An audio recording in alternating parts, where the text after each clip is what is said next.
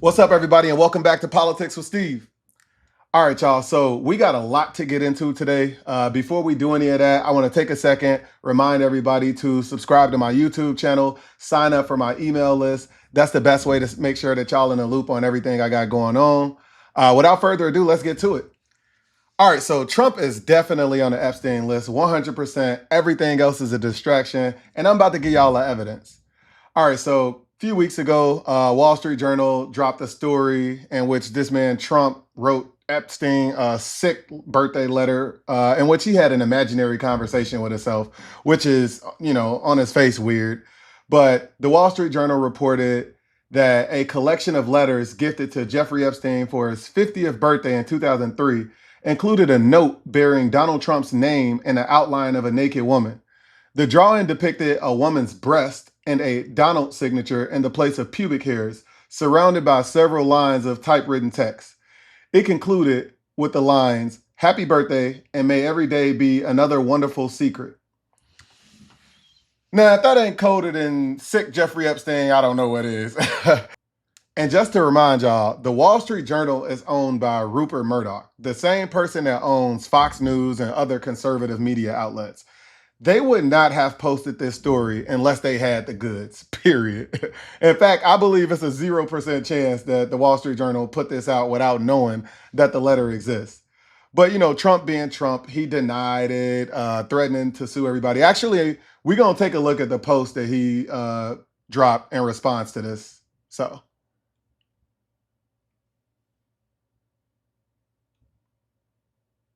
here we go. This is on his social media site, Truth Social, obviously. He says the Wall Street Journal and Rupert Murdoch personally were warned directly by President Donald J. Trump that the supposed letter they printed by President Trump to Epstein was a fake. Skipping down. President Trump will be suing the Wall Street Journal, News Corp, and Mr. Murdoch shortly. Trump got one card to play anytime somebody do something he don't like. Sue. But Trump been suing media companies, and he's been getting away with it because in most cases, those companies just decided to pay him a settlement. So, he probably pretty arrogant about that. But since all of the pressure that's been applied over these Epstein documents, Trump instructed his Attorney General Pam Bondi to release all pertinent grand jury testimony in relations to the Epstein case. Bruh, we all know that the grand jury testimony is a small piece of the investigation. In fact, a federal judge just slapped down a release of the grand jury transcripts for that very reason. In fact, the judge basically said that it's all this evidence that the prosecutors have, and you decide to release a, and I quote, hearsay snippet. The judge says that the grand jury testimony is about 0.07% of the evidence that the government has. But the pressure to get to the bottom of this investigation has been mounting. So since all of this started heating up, I'm going to tell y'all everything that Trump did, and all of it is suspicious. So let's get to it. So first thing happened was Trump fired the head prosecutor over the Epstein case. And then his his deputy attorney general, the number 2 at the Department of Justice, Todd Blanche, who was previously Trump's personal attorney prior to being elected again, went to prison to interview Ghislaine Maxwell. She was provided limited immunity to testify to Trump's deputy attorney general. And I want y'all to listen to a Republican, a former Trump administration official, discuss just how unusual it is for Trump's deputy attorney general to be meeting with Ghislaine Maxwell in the first place. And then we're going to talk about the actual interview with Ghislaine Maxwell. So let's hear that first.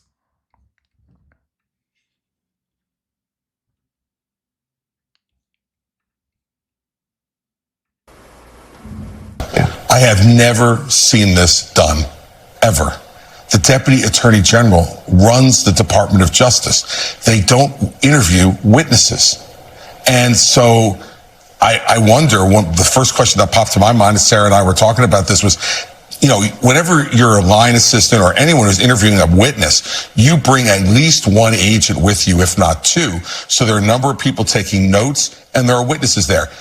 We have heard nothing about whether Todd Blanche brought anyone with him to verify whatever he's going to report back as a third independent source. This is highly unusual. And if they're building a case for what and against who? She's in jail for 20 years and her co-conspirator is dead. So what exactly are they doing?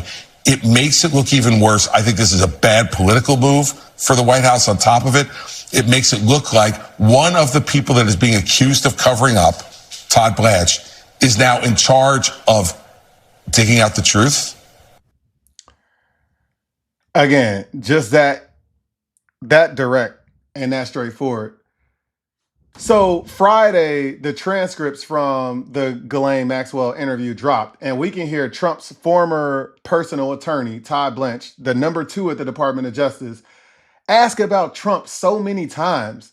And Ghislaine basically said she never witnessed or have no knowledge of Trump's wrongdoings with Epstein. She talked about the fact that she's always liked Trump and she admired his achievement of becoming a president. So sweet. Here's the thing. She's not credible. She's a child sex trafficker. And Trump is the only person on the planet with the power to help change her situation. I stress the fact that Todd Blanche is Trump's former personal attorney because I feel like he just embedded his former personal attorney within the Department of Justice to insulate him from things such as what's happening now.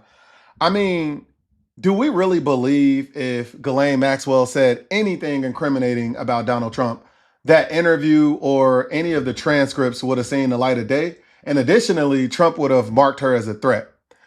Now, the prosecutors and Ghislaine's pretrial motion said, and I quote, "The defendant's willingness to brazenly lie under oath about her conduct, including some of the conduct charged in the indictment, strongly suggests her true motives has been and remains to avoid being held accountable for her crimes." Now, if the prosecutors thought she was a liar and she's clearly trying to get out of jail, why would we think she's credible now? Like, that makes no sense. She's a sex trafficker.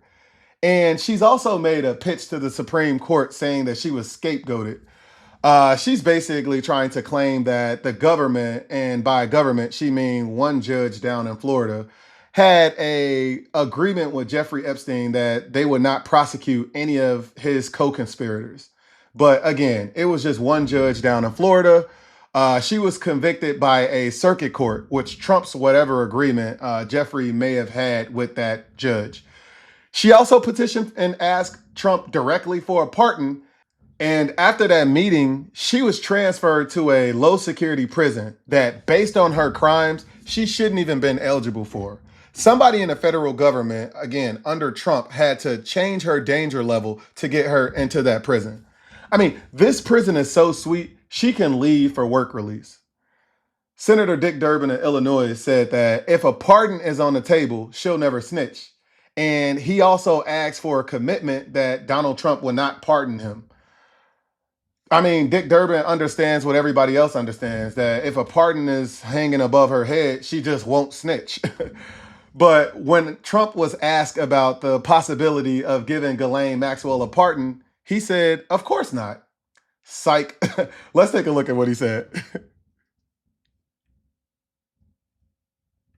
As mentioned recently, and then again today. Would you consider a pardon or a commutation for Ghislaine Maxwell if she's cooperating? It's something I haven't thought about. It's really something. It's something I'm allowed to do it, but it's something I have not thought about. Mr. President, completely rule out a pardon for Ghislaine Maxwell who landed. Is that something you would ever consider, and why? Pardon for who? For Ghislaine Maxwell. Well, I'm allowed to give her a pardon, but nobody's approached me with it. Nobody's asked me about it. It's in the news about that aspect of it, but right now it would be inappropriate to talk about it. Bruh, just say no. Just say no. I will not be given a pardon for a convicted child sex trafficker. But see, Trump really scrambling. And every time Jeffrey Epstein name come up, he get extra weird. He went back to his favorite topic, Obama. We all know Obama ain't have shit to do with this. And you know, Obama is a boogeyman to the Republicans. I mean, when his Obama distraction didn't work, he really started to spiral. He went on threatening everybody. He threatened Beyonce with prosecution over a fake $11 million payment nobody ever heard about. I mean, the list goes. Look, Beyonce, Oprah Winfrey, Al Sharpton. I mean, he really crashing out. Even this federalization of the DC police, when the statistics show the crime rate in DC has been on a steady decline. But ever since Elon Musk said Trump was in the Epstein files, he's been literally unraveling, just saying and doing a whole bunch of stuff that just does not make sense, trying to distract us. On Friday, they released 33,000 files from the Epstein files that they said don't exist. And only about 2% of what was released wasn't public information already. So the other 98% stuff we already knew. But the House Oversight Committee has subpoenaed the Epstein estate for documents and communications, including the birthday book Ghislaine Maxwell compiled. And they said they'll speak to Alex Acosta, the guy who orchestrated the Epstein 2008 plea deal that I discussed above. But, you know, we're talking about one of the worst predators in human history. And Trump was on the flight logs, at the parties, and writing letters to him. I'm not letting him go. Trump is definitely on that list.